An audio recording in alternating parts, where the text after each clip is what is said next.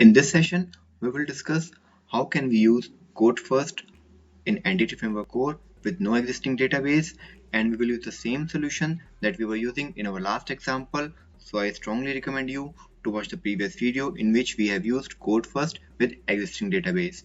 Okay, and don't worry about the code base. Every piece of source code will be available on GitHub. Okay. So, for the first foregreen part, we already discussed. So I strongly recommend you to watch that, and all the important links given in the description of this video, or you can pick from the card as well. So the highlighted four things that we are going to discuss today. Number one is with a code first approach with no existing database, and we will design the entities, or you can say the table, with the help of DB context class. And the third point is we will discuss how can we design our entities with the help of data annotation, which is very important. And in number 4 point for today is we will also see how we are inserting the rows into a data using async and await methods. Okay, so let's start without wasting time. Let's switch to Visual Studio. This is the same solution that we were using in our last session. Okay, so let me give you a brief overview what we have done so far.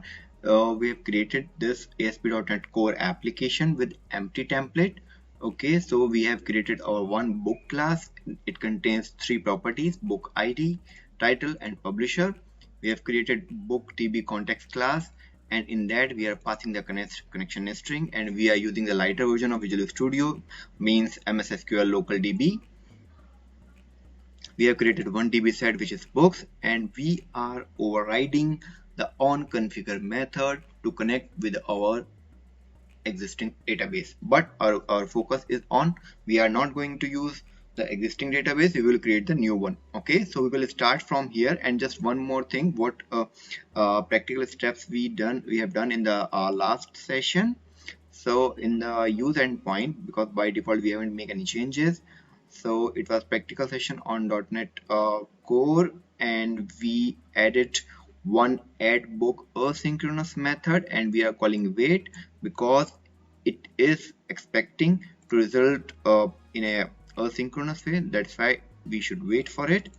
And in this method, you can see we created here as async, and it's a task, and here we are using the await keyword. Okay, and we created object of our DB context class, create new book object, add into the context variable, and we are getting the number of records updated in the records, and we are printing on the QI records added successfully.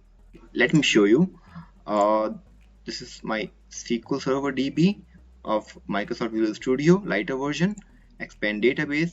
See, here we have the books database.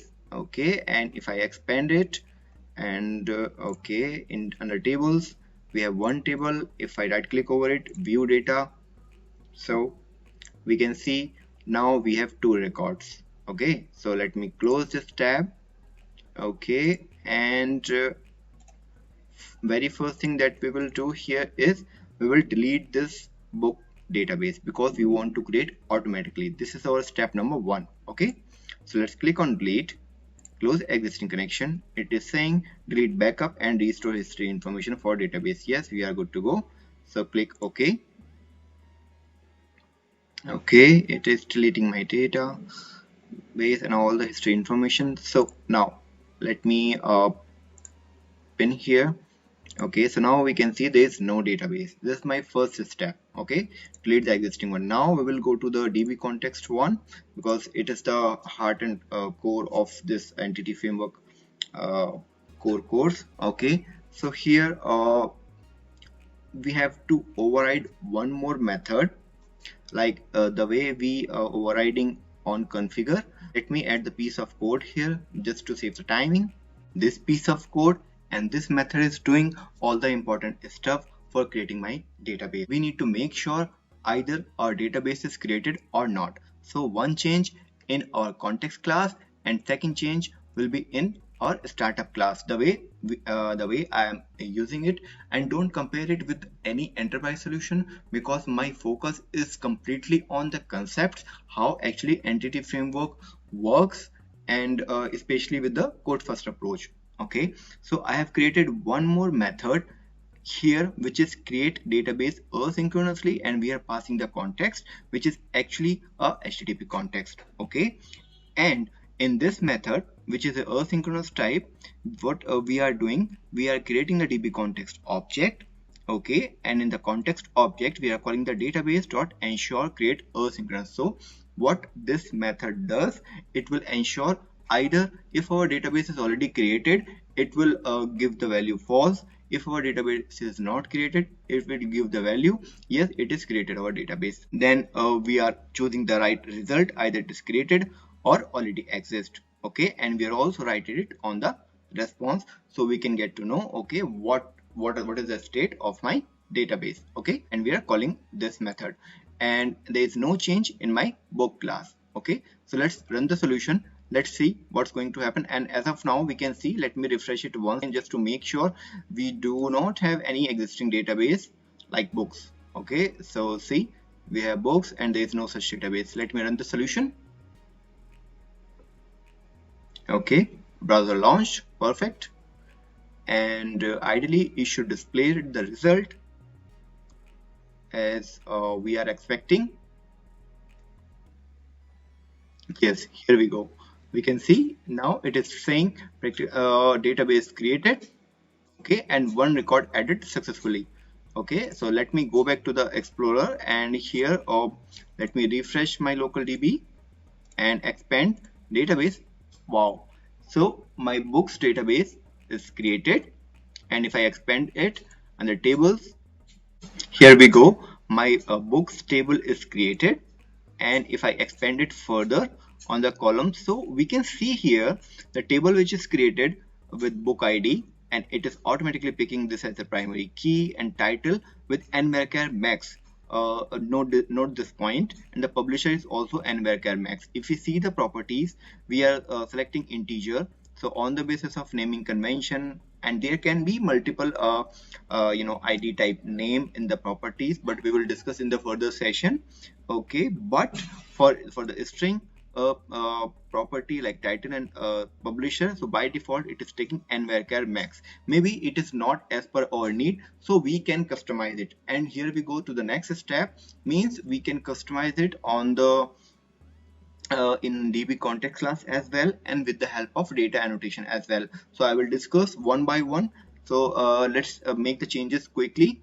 Okay, so if you want to change this configuration, like provide the max length and which column is required and which one is not, so for that let me close the solution.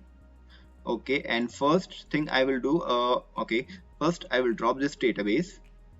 Okay, delete, close the existing connection and hit OK. Okay, so my first step is I want to design the entity with the help of DB context class. Okay, so after this, after calling on model creating, I will add few lines of code just to save time. I'm pasting here a few lines of code. So here we are creating a variable of type books, and in that we are calling model binder dot entity. It means this will be the object that we are using, book, and here we are setting has key book.id, it will be the key. And for the properties you can explore as many as possible, but I am showing you the very selected one, but I strongly suggest you to do more experiment with this piece of code. I will make it available on GitHub. Okay, so we are using the lambda expression, and in the property we are setting its title and has max length of 120, so it will be 120, not nvarchar max, and it is a required one. Okay, and for the next publisher one we are setting the max length of 50. Okay, it means 50. So let's save these changes.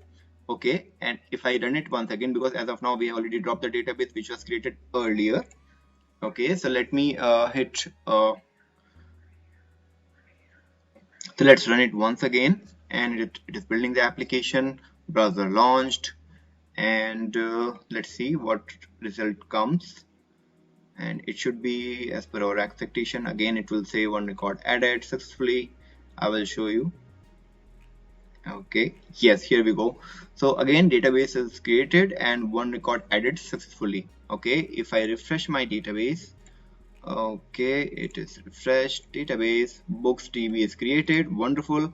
And table, let's check the table configuration. Books column, if we will check, it should be n bracket 120. Wonderful, so that we have set, and the n bracket 50. And I forgot to verify the data.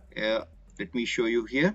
So here, one, book one, and publisher, and this was the entry that we are doing from a startup class. Here's the one, book one, publisher, and context. And how it is working, I have explained in my previous video. Please check out that one as well. The next one, it means with the help of data annotation. Let me stop the solution.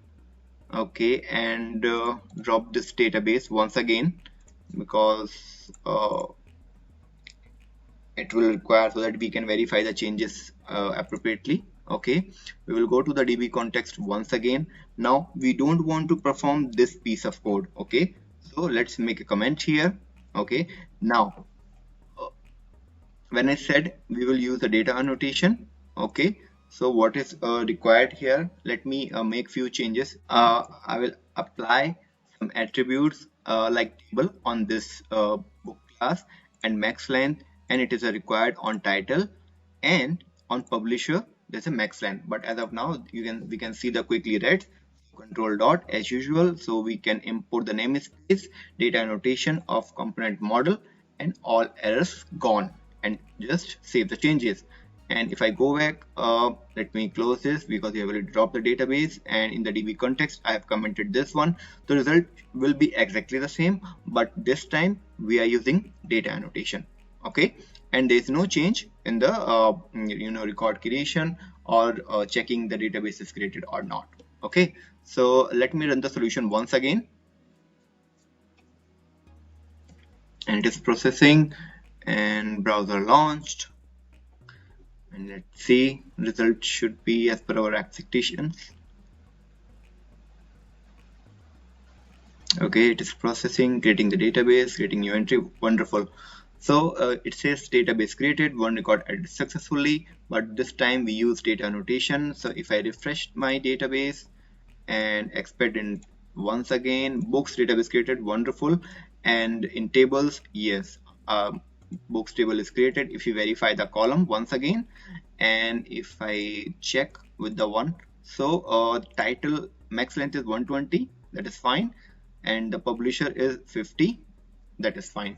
So all these things that you can do by manually writing the piece of code in DB context class, you can also apply the data annotation on this as well. Okay, and let me verify the data as well. So here we go, data is also created. So I hope you like this piece of I will see you in the next session, where we will discuss dependency injection, or you can say the services in the Entity Framework core. Okay, and I hope you liked the video. Thanks for watching, and if you have any question, please leave a comment. I will try to reply as soon as possible. And don't forget to subscribe, like if you like the piece of work that I am doing. Thank you. Have a good day ahead. Bye bye.